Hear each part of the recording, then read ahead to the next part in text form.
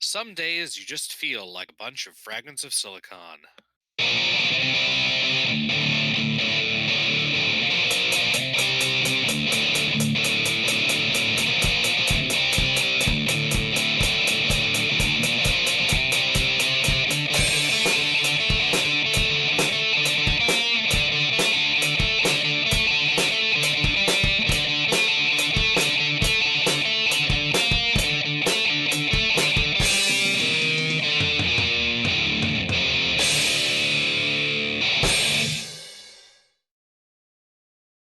All right, welcome to another installment of Fragments of Silicon. I'm your host, Adam. Joining me, as always, is the regular crew. Let's get to the news. Petty, why don't you start us off this week? Well, the week was going great up until like yesterday when I found out about I apparently owe Social Security somewhere around $10,000 because when I had SSI as a kid, my parents did not report their income correctly. So yeah, that's fun thing to find out. Less than a week before you get your first SSI payment. Mhm. Oh boy. So, unsure if I'm going to have any back pay because of this. I am going to try and see about filling out. They have a waiver thing I can try and do. I mean, the It's worst. like your fault if your parents didn't do the thing right. Yeah. Good. And hopefully they can get that either reduced or removed. And I can still get some back pay, but it'd be nice if the caseworker would also call me back so we can discuss this. But yeah, that's kind of how life is going for me right now. In gaming news, I've been playing more Pokemon Shield lately because why not? And yeah, still been doing the raid thing with Ogre and all that. It's been going fine. So yeah, I guess next victim. All right, Alex. Guess who got like no sleep the night before last because of an anxiety attack that may or may not have been influenced by something I ate? Oh, fun! Those are the best. It's a weird tendency I'm noticing where sometimes there's nothing that can give me a sense of impending doom like having something wrong in my stomach, because I guess sometimes having a pit in your stomach is just because it's just something you ate or something. But for some reason, when I was trying to get to sleep and I was getting the friggin' very vivid mental images of my body being dismantled, and it was all like rusty metal and just being scrapped. So that was hell of a time. Indeed. But thankfully, I got better sleep last night, and I'm feeling much better now. And I didn't really eat anything weird, but I'm trying to be more careful, I guess. So What did you eat? nothing. Well, I think we had leftover seafood stew for dinner, so it might have been something in that, but I don't want to say that to Dad. Um, I mean, they had it too, and they were fine. Anyway, Well, Twilight, you're up. All right. Well, we're finally through the onslaught of winter storms over here in Kentucky. Yeah, things are now warming up, and I'm quite thankful for that.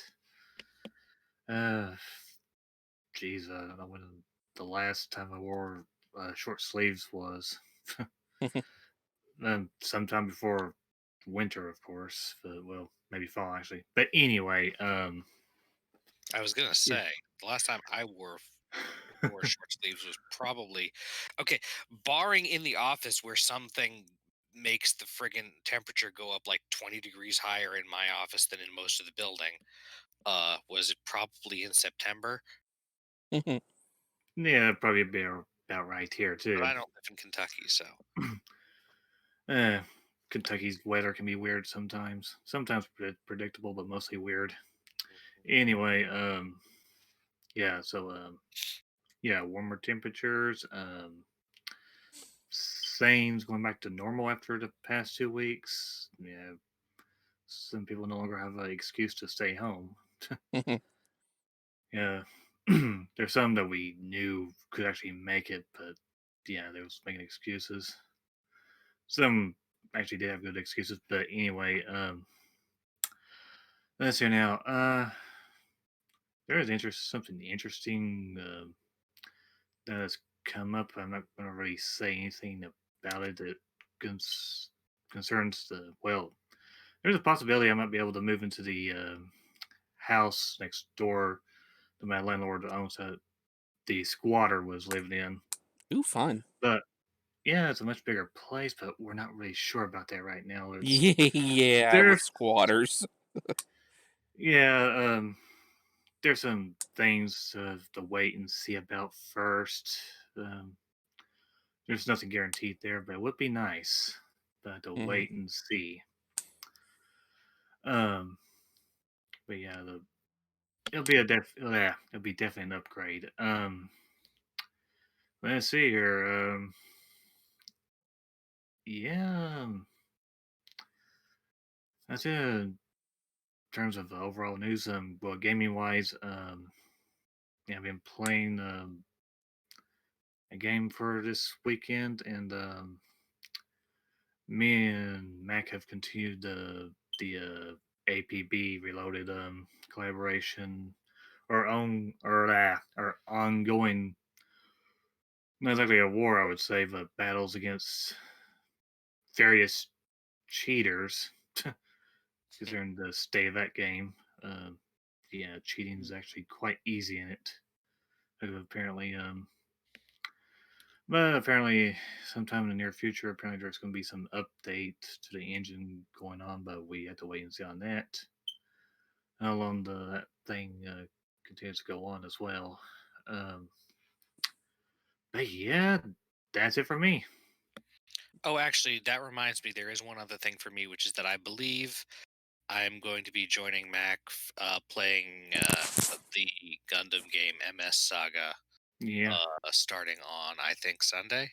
Fun. neat. Sounds about right. Like, anyway, guess it's my go. Let's see. Nothing much this past week. It's tomorrow that I'm dreading because I've got to go and not take my mom down to the eye doctor, but I have to drive her back because she's got this thing about driving after her pupils are dilated. Like, it's not the first time I've had to do this, but it's always a literal chore. Hmm. You know, like, tell her that she's gonna be fine, but she doesn't want to take the chance. So, I got to take time out of my schedule to accommodate. Not just picking her up. I have to, take her and drop the prescription, then pick it up whenever they're ready. So that's my Thursday afternoon. Fun. Yeah, not anything particularly harrowing, just tedious and annoying as much of life can be. Indeed. Right. And I suppose that's my news for the week. So, merrily, we shall roll along to the interview portion of the broadcast. And joining us this week, returning, is Blake Dove of the Quantum Astrophysicists Guild. What's up? How's it going? This and that, we are doing well enough, I think. Like, anyway, I love that right now in 2021, after the absolute, well, let's just call it a situation of 2020. We're at this point where we're like, oh, I'm doing well with a question mark on the end. Just I mean, better than 2020, I think, is a general vibe. right. I mean, like, look, I've got all my fingers, my toes are still here. Society is yet to fully consume itself. Right. Still got to sell a kidney to get a GPU, but overall, life's pretty good. No, you Right. just need to sell some of that cryptocurrency you mined with the GP. Oh, wait. Right. Meanwhile, as I throw our colleague into a fucking moving van. Anyway, so you're here to promote the first QAG game of 2021, I think we can assume, in Space Otter Charlie. That's true. Um, Yeah, it is. It is the first game that we're releasing in 2021. That's wild. I hadn't thought about that. But yes, well, I'm here to officially announce that Space Otter Charlie will be coming out soon. It's actually it's really fortuitous that Adam scheduled this for tonight because I'll have a lot more information tomorrow morning at 8 a.m. But yeah, we are nearing the end of development and certification for Space Otter Charlie. We're really excited to bring it out to everybody. It's a side-scrolling puzzle platformer where you play as an adorable sea otter or space otter, technically. Because see, what happened was, so humans are not the greatest at taking care of their environment, and they sort of blew up Earth, overpolluted it, set it on fire, that kind of thing. And then we abandoned all sea life just to the planet's surface. We left. We were like, we're humans. We're gonna leave. We're gonna find another planet. And so everybody generally sort of was like, oh, okay, cool. The humans are gone. Toy Story time.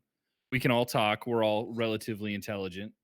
Let's start building rockets and going out to space and find a new home for all the lovely animals that are stuck here on Earth. And that's it. That's the basic premise of Space Otter Charlie. You and your crew are out in the solar system looking for a new home, maybe even building a new one. We don't know yet. Maybe, perhaps. But yeah, like reminds me less of Toy Story and more Wall-E. oh yeah, definitely. I just my The Pixar Toy Story is references that are they can talk as long as they're not being observed by humans. yeah. You got that one. You got it. It does have a little bit of a Wall-E influence too, honestly, with the the whole evil AI. Um, it, I don't want to spoil anything that we're going to talk about tomorrow morning, but the angry computer screen that you see in the game footage is an anti-rodent system, Brilliant. and the otters, for whatever reason, if it's got fur and teeth, it walks on a bipedal limb, then the computer freaks out and decides that you must be eradicated. Eradicated.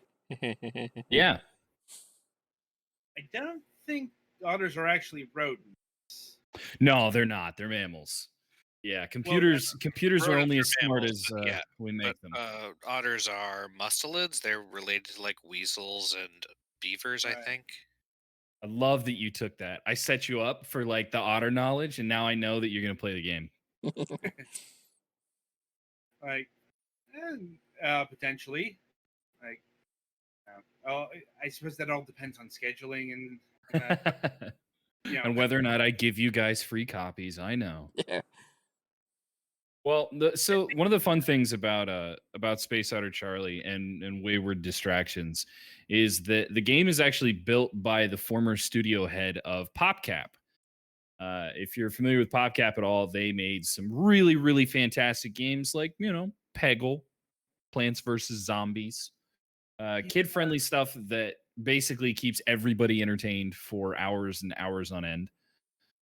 We're really happy that they chose to work with us on this newest project, and pretty much the entire team actually at Wayward Distractions had a hand in the most influential games over at PopCap. Yeah, they put out an octopus themed game a couple of years ago, if I'm remembering correctly. I believe that's true. Yeah. Yeah, and this definitely looks like in that late 2000s Flash-based casual game. I mean, PopCap's the most obvious contender, but I also see a lot of mumbo jumbo here. Yeah. Like Luxor series and trying to remember that one game they put out that reminds me of it. Yeah, I'm sure I'll remember it well after the show. But I suppose a pertinent question that comes up is why an otter? So this is, believe it or not, a question that Ed Allard gets quite a lot, and I asked him 2 or 3 times when we were making the game. So everybody knows, everybody loves otters. They're adorable, they're cute, they make great noises. Fun fact: the otter in game is actually voiced by Ed Allard's kids. The squeaks and and otter noises you hear are all manufactured by his children. But the idea behind it being otters actually stems from the original concept for the game. Ed wanted to make a puzzle platformer that took place in space, where there's no gravity, and you have to have some kind of propulsion to push you around.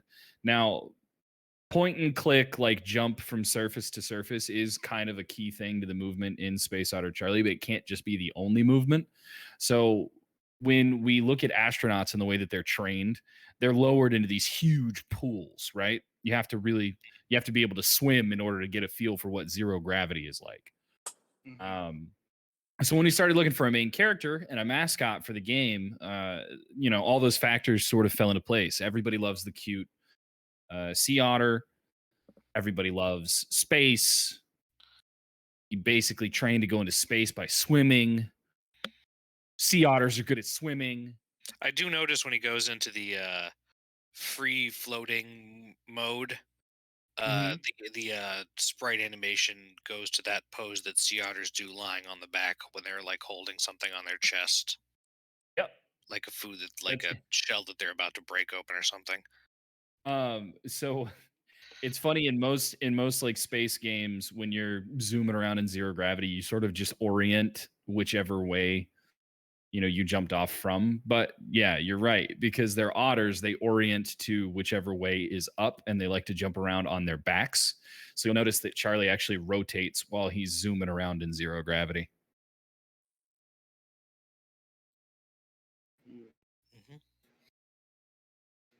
And I suppose in terms of puzzles, is that otter focused, for lack of a better term? Like, do you have to use slams to open a door? So if you're familiar with like the Metroidvania like format, you know that you sort of have to explore like the entire map, but as you gain new abilities, new weapons, new suits, you get to go back to other areas, and you can open up sections that were previously closed to you. So a lot of the puzzles, while they are kind of goofy and otter focused, there's a pretty heavy like game design focus taken towards the progression. Like, would you quantify this as a true Metroidvania? Not necessarily. The Metroidvanias, I'm thinking specifically of stuff like Hollow Knight, and some of actually the more recent like Mega Man-esque games. They have a difficulty spike that's a little bit more difficult for younger kids. And as this is a game designed for like the whole family, but ideally like children, it doesn't get quite as difficult or snappy, say, as Hollow Knight does. Yeah, not all Metroidvania games are, or search action games, or whatever you want to call them, are difficult, but there are a lot of them that are. Yeah. Yeah. And that's one of those hallmarks that, while we understand it's great and it's good and it makes for fantastic games, we're really trying to build something that's accessible and fun, and like it still keeps kids from every age and skill level engaged and playing. I guess on that note, is there, how do I put this, an easy mode or a helper mode like what Nintendo does? No, there's not. But the beginning of the game is set up to teach you how to play. and then some of the more advanced techniques, like so combining jetpacking, sliding, and shooting into fluid movements sort of happens naturally as you play through the game and you go through the more difficult puzzles and stuff. So no helper mode, but there's definitely the adventure mode, which is a little bit more open than I think people would expect for a children's game. You get to choose all your destinations as you get to them, so you don't necessarily have to go like level 1, level 2. You can go from, one space station to an asteroid to a planet and vice versa. So it's fairly non-linear. Yeah, absolutely. Fair enough. Yeah. And like, I don't know how much you can talk about this at this particular moment in time, but like, what kinds of guns and suits does the Space Otter get? So I'll talk about two suits, because there's not just two suits. There are a wide variety of suits. But one of our personal favorites is the pink glittery spacesuit. Think like David Bowie in the early 80s. And that does give you a certain, a certain something. And then there's also the shark suit that you get to don a little bit later on. It's a big great white, and you get to zoom around in it. Oh man, I wish we had tomorrow's footage. There's a character in the game called BuildBot, and BuildBot functions sort of as your shop and crafting menu. So anytime you find BuildBot on the map, you can stop, talk to him, and see if you can build a new suit or a new weapon. In particular, there's a firework launcher that shoots red, white, and blue like all over the stage in a huge blast motion. Yeah, there's a wide variety of like different weapons and suits and stuff that you pick up that do affect gameplay, and they do provide unique opportunities to take stuff down. Now, like, in terms of the weaponry, is it just, in terms of taking down obstacles, or will they be used in puzzle solving as well? I don't want to give away too much, but yes, there are certain weapons and certain tools that you'll be able to use that are built into the puzzles. Okay. And I mean, this is kind of hard to talk about given the traits, but we do endeavor. Will you meet other marine life, let's say? Absolutely. A key component of the game is actually assembling your crew. So you start off at the beginning with a cute comic book style segment that tells you exactly what's happening, what's going on, and why Charlie has to go to space.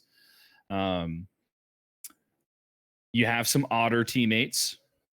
There are a variety of ocean. I'm trying to find the right word, like ocean biome allies that you can pick up. One of my favorites is a big polar bear. But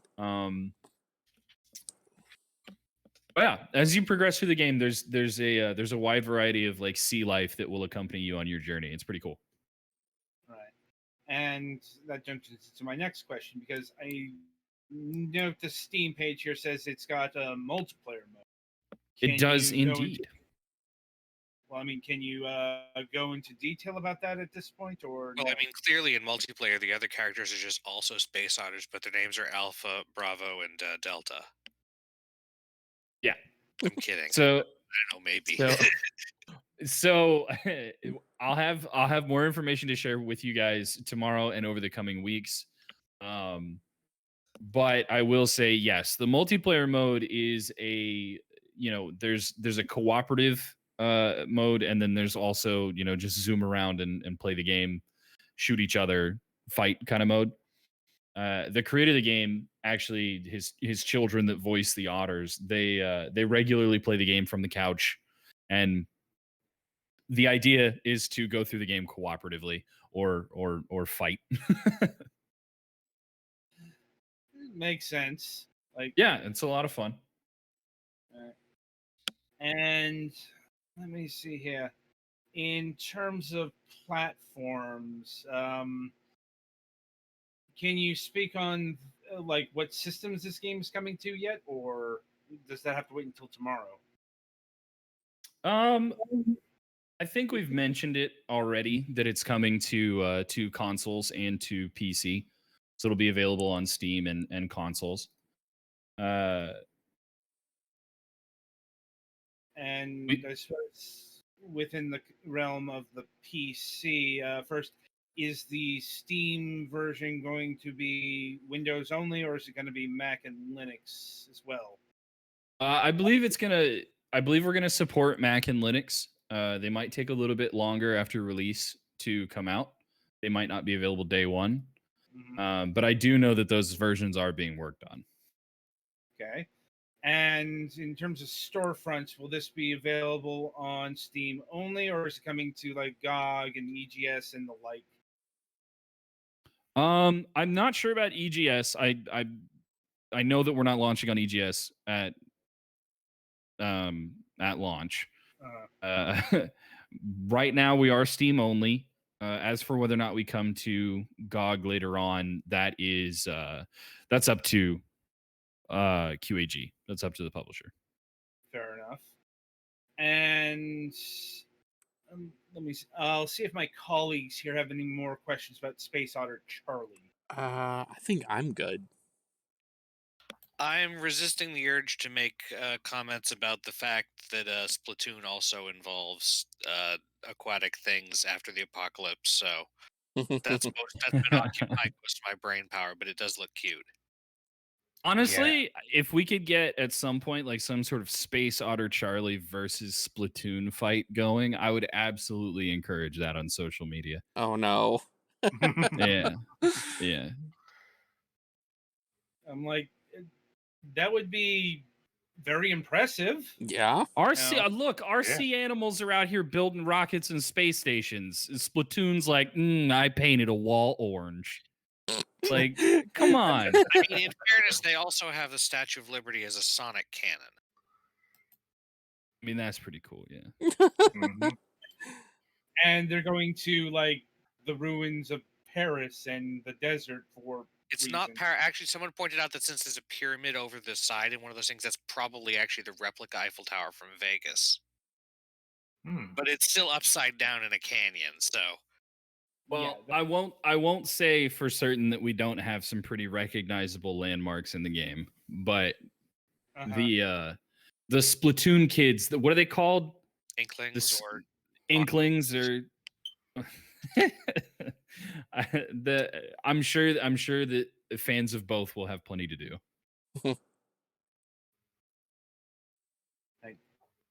Well, I suppose on that note, shifting briefly in your titles, is there anything you want to talk about in that realm?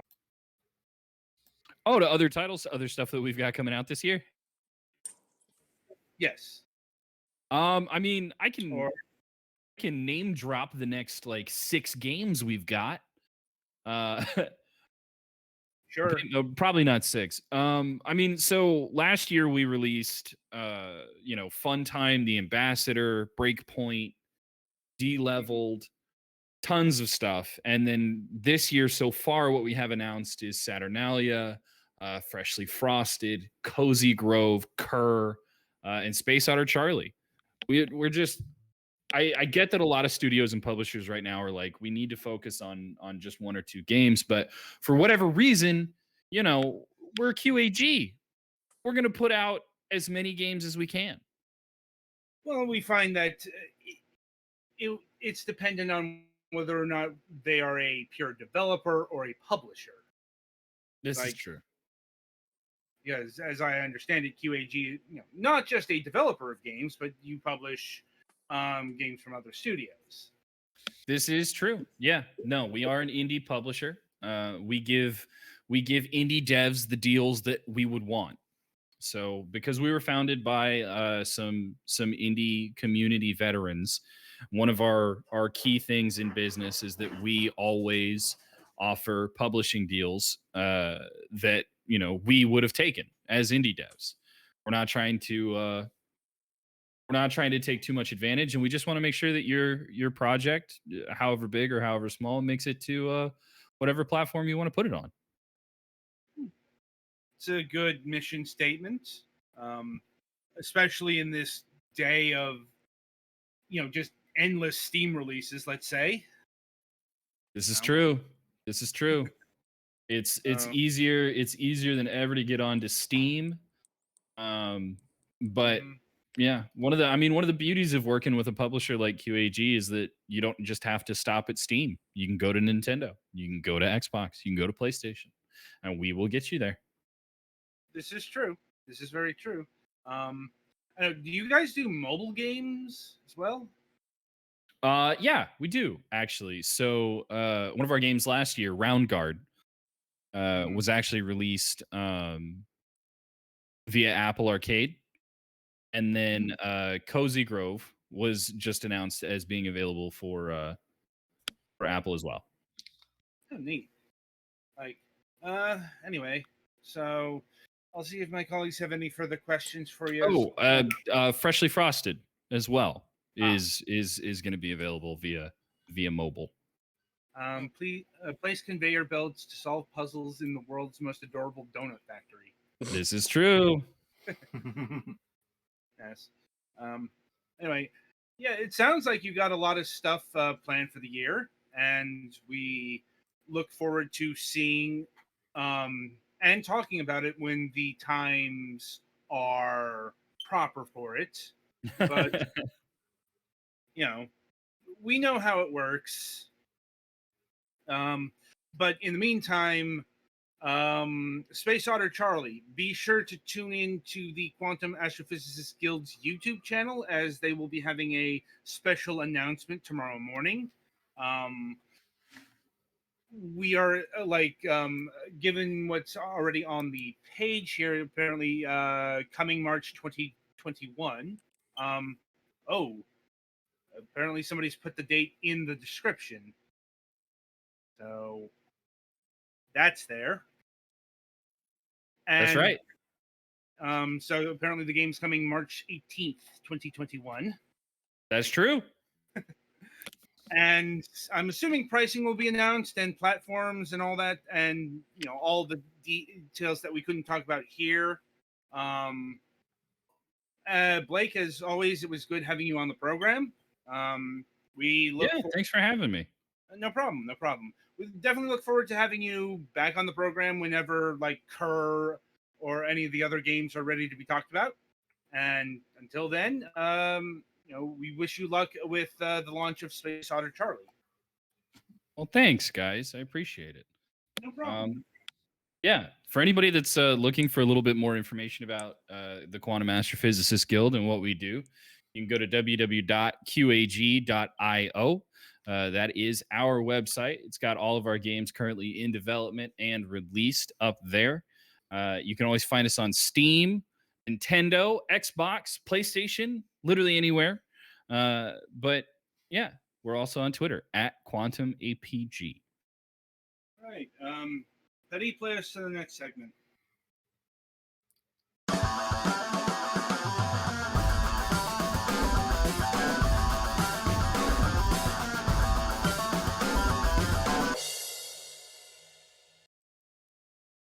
All right, welcome to the topic of discussion.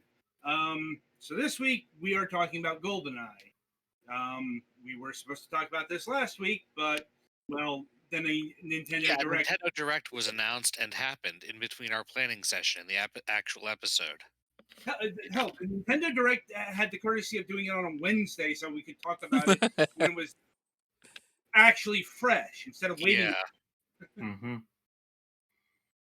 And and there is not a dearth of things to talk about either, especially in terms of classic games. It's just nobody here's that well versed in Diablo 2, for example.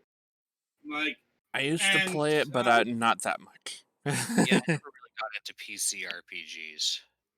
Yeah, I'm like Diablo 1 I put a fair amount of time into, and the Torchlight games, well, that was actually the game that got us started on the games path in the first place. Mm-hmm. Like And I'm pretty sure Ogre still likes Torchlight 1.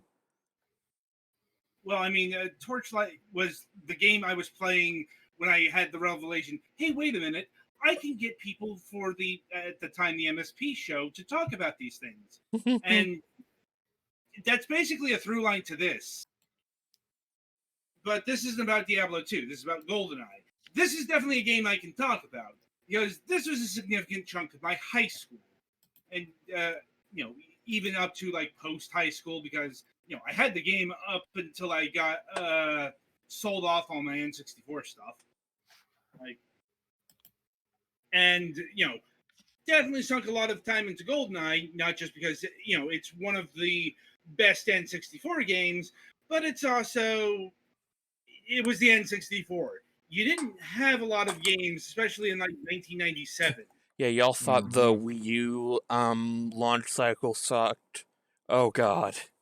Ever experienced a gaming drought like early days N64. It's even worse because, you had to be into certain types of games to be into the N64. Like if you like platformers, racing games, FPSs, you were good. If you liked anything role playing, yeah, you were kind of shit out of luck. Mm-hmm. It's even, keep in mind, like the first proper RPG was goddamn Quest 64. That launched in '98. Mm-hmm. Yep. And there's something to be said about how people who wanted to do RPGs went to disc-based systems, particularly for some of the things disc-based systems are better. But that doesn't mean you can't do RPGs on the N64. They did Yeah. some. They did some, but it's like they were either shite or they weren't really like, for whatever reason, doing They were mostly not traditional. yeah, like I think there might have been a few that came out in Japan only, like, but it's like what's considered to be like the good RPGs of the N64, like Harvest Moon 64, Ogre Battle 64, Paper Mario, good games, good RPGs, but they're not traditional turn-based RPGs. Even Paper Mario, messes with the formula quite a bit. Anyway, but that has little to do with GoldenEye, which is considered to be not just a shining example of N64 games, but like maybe I don't want to say first, it's definitely one of the first examples of really good console-centric FPS design. Not that you would ever have a PC player admit that back in the day, maybe even today. Because if there's ever a group of gamers that take themselves way too fucking seriously, even back in the 90s, it was the PC player base. And no, I'm not going to call them the fucking master race. Like, not just ignoring the uncomfortable connotations. Yahtzee meant that as a slight against you, idiots. Did he start that? I swear Yeah. I've heard that since forever. If he didn't start it, he fucking popularized it because Fair enough. Mm-hmm. they used the zero punctuation avatar for the fucking PC Master Race. Ugh. So, that being said, like, yes, the GoldenEye game used a absurd amount of auto aim because, yeah, the N64 stick wasn't really all that good for FPS games. That's, Mm-hmm. it's like, and yes, the mouse and keyboard is a objectively better setup. It doesn't really take away from what GoldenEye did. And like, no, seriously, like GoldenEye had level design and structure and doing a lot of stuff that not even PC FPS games were doing at that point in time.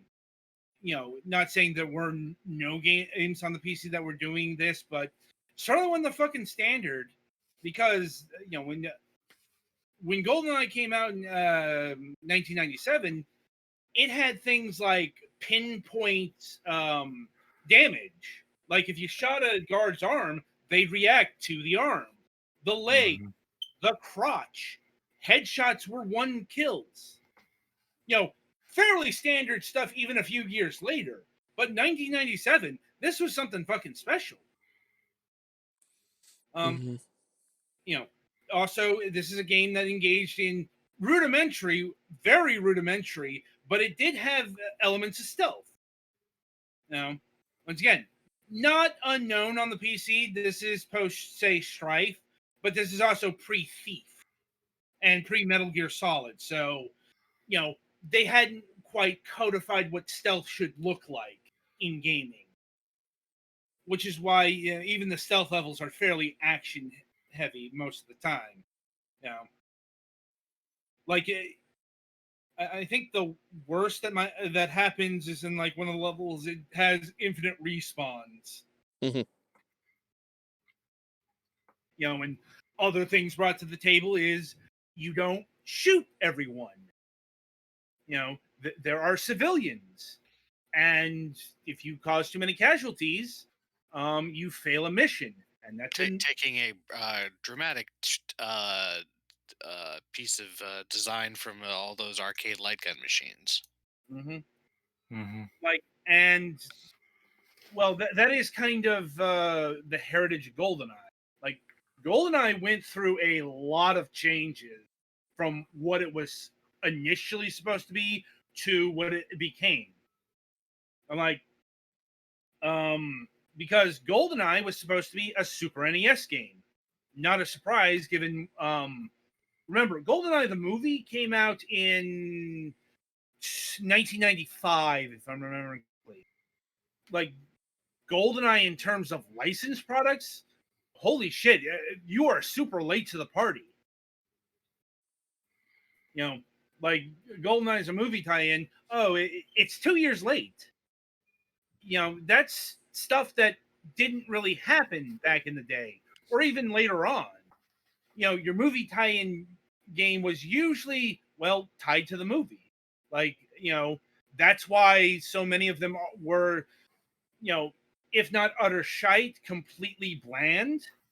There was a tight deadline and, innovation. We don't have time for innovation. The movie's coming out in 3 months. Mhm. But clearly the license holder at the time were not too concerned about it. And indeed, like when Nintendo and Rare got the rights to GoldenEye, apparently that was at a premium because keep in mind this the GoldenEye movie was the first Pierce Brosnan Gold. Bond was kind of at a low point when they got it. How long was it from the previous Bond movie until GoldenEye? I want to say 7 years. Um, Hmm. like They not certainly weren't churning them out of that period, but I'm not sure how long it is. yeah. It's like I'm trying to remember what.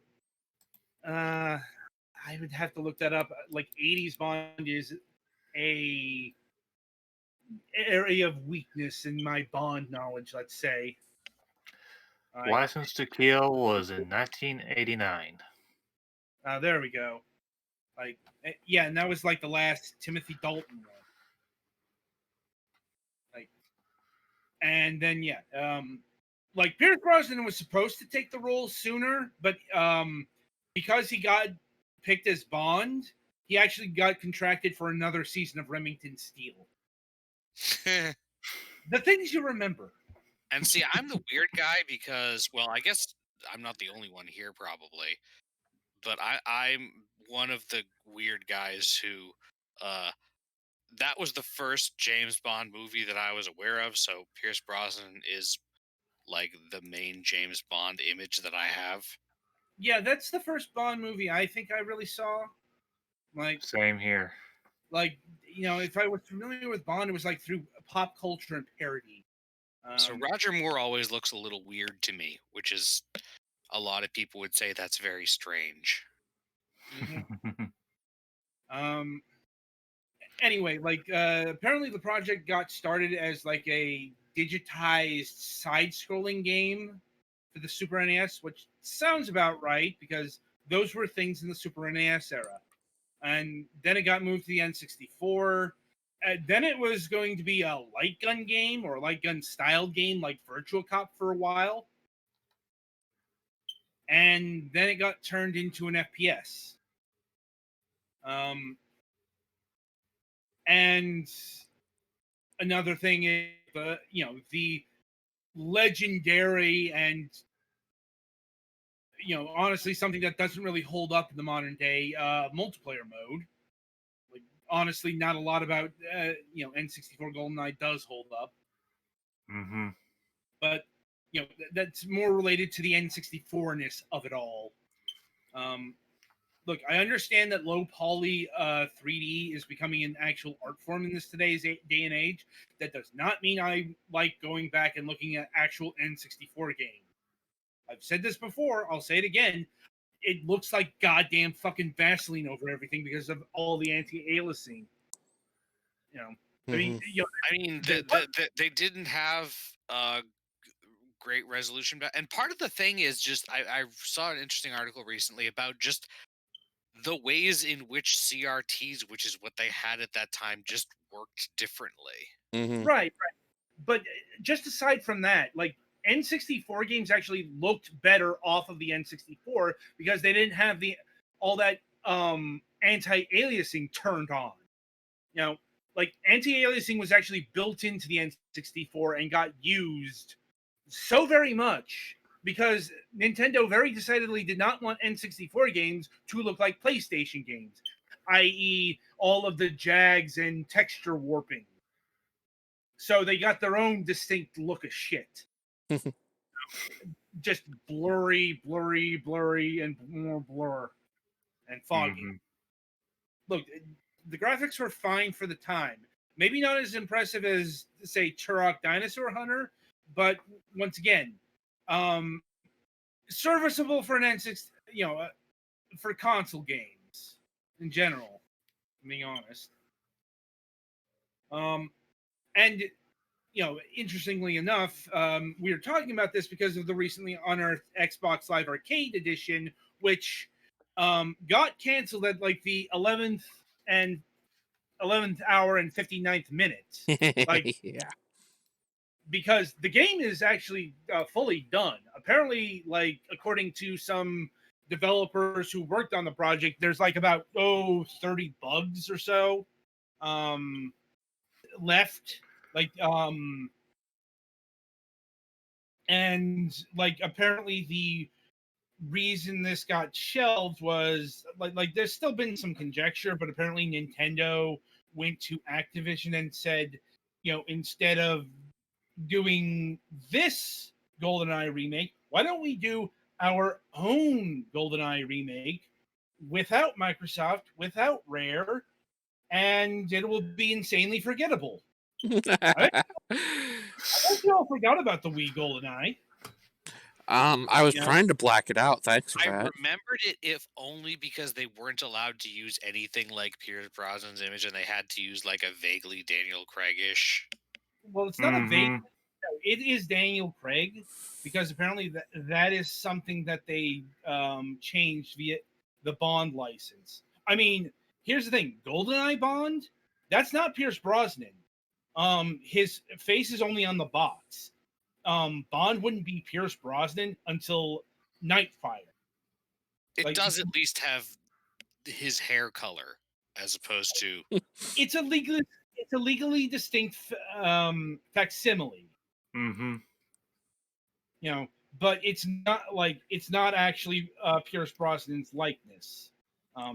Granted, a lot of that also has to do with the fact that you're dealing with the N64, and getting a realistic likeness it was achievable in the sense that you had a realistic face painted on their faces. You know, that was less of a thing in GoldenEye and more in fucking Perfect Dark. But anyway, and we don't know who leaked the GoldenEye Xbox Live Arcade remake, but it appeared on archive.org. And it's been thoroughly played and tested, and I'm not sure if it's still up there. But it's it's already out in the wild, so it's preserved, let's say. Mhm. And it's doing, and it's a pretty it's not a remake, it's what we would quantify as a remastering these days. It's the same game, only the graphics were touched up, sort of. Weird thing about the GoldenEye remaster, it has a button that will allow you to switch from the then modern day graphical upgrade to the original N64 model. That's interesting because that's something that the Perfect Dark Xbox Live Arcade remake, which did come out, because Microsoft didn't have to clear shit on that one. Mhm. They own the game. They own the game, and even if they own the code, something like this would be probably not involving the code if Nintendo owned it, which I don't think they do. I think Rare owned it. So, or maybe that is why the original models aren't in the Perfect Dark. I don't know. Things like this can be complicated. Like, anyway, other things that that GoldenEye brought to the table. Once again, not saying this is the first game that did it, but it's definitely the first game I remember having a sniper rifle. And oh yeah, sniper rifles just were all over the FPS landscape after this in a few Complete years. with the big ol' zoom in first person camera mode. Yep, because that's what a sniper rifle does. Now, let me see here. But like I said, getting back on track, the biggest innovation was the mission structure, because you weren't just doing the Doom formula. I.e., Granted that kill everything, occasionally find color-coded keys. Granted, that particular formula was reaching its refined apex in the likes of Blood, Shadow Warrior, Duke Nukem 3D, Quake 2, what have you, before Half-Life came in and wiped that slate fairly clean in a hurry. I'm like, yeah. But yeah, GoldenEye has had its own particular structure. You go on missions, you retrieve things, you drop things, you have fucking escort missions. Fuck you, escort missions. They were still awful in 1997. Especially the Protect escort mission. Natalia's gotta hack the system, and I gotta protect her from all the fucking guards. Fuck that level. I can sense your hatred from here. Oh yeah, lot of anger. Some controllers were thrown. Some systems learned some things about fists. Oh my god. I'm like, yeah, the game's made me a lot angrier as a teen. A little bit. So oh yeah, that was not a fun mission. Though I wager that it would work better with the, let's say, PC version of the Xbox Live Arcade, because apparently that works perfectly well with a keyboard and mouse. I'm like, also the invention of dual analog control happened here. Like, if you've seen the Stop Skeletons from Fighting video about that dual N64 dealie, you would know this. Granted, that's something that was built well after the N64's heyday. But yeah, Mhm. you could do. I've mentioned this before, but you could do 2 analog sticks via 2 controllers. Like, clunky as fuck. Not so much if you have a second player. That was actually my preferred way of playing Robotron 64. Uh-huh. I controlled the movement, my brother controlled the shooting, or vice versa. And apparently you can do that with 2 mice to a certain extent. They just uploaded a video about the N64 mouse. Apparently this Yeah, works with... the trick of it is that apparently it only has equivalents of a stick and an A and B button. Yep. Which is kind of hard for most N64 games because, as pointed out, this is 3D gaming, and 3D gaming required a lot more in the terms of inputs. This is well before motion control and whatever simplifications could be done there, which turns out to be uneven. Sort of works depending on the game. That's neither here nor there. Anyway, other quirks of GoldenEye, very famously, you can't jump, not just in GoldenEye, but the, let's say, lineage of GoldenEye, not just Perfect Dark, but keep in mind, half of the Perfect Dark / GoldenEye team split off to create a company called Free Radical and created the much beloved Time Splitters line. And one of the things about those games is they're pretty close to the GoldenEye and Perfect Dark games, including not being able to jump. At least like in the second one that I played, I don't know if they added that to say Future Perfect. Anyway, also levels are pretty compact. Because once again, you are on the N64, and it's not just in terms of having an open, this is about what they could do with an open world concept in 1997. Because like the Turok games, much bigger levels, but the levels are very linear as well, to a point. But that, I've ranted on Turok 2's fucking mazes before. GoldenEye was going for a much more, approach of this in this maybe fashion or what have you. It's being less non-linear than your typical FPS, to the extent that you could do on an N64 in 1997. Also worth noting, the amount of stuff you have to do in a mission changes on your difficulty level, which made it, a much more interesting difficulty level than a lot of what other FPSs were doing. Not all of them, but some definitely did the bullet sponge thing. Like, and just, yeah, in general, like, there wasn't a lot, and there still isn't a lot of games that does the Bond formula.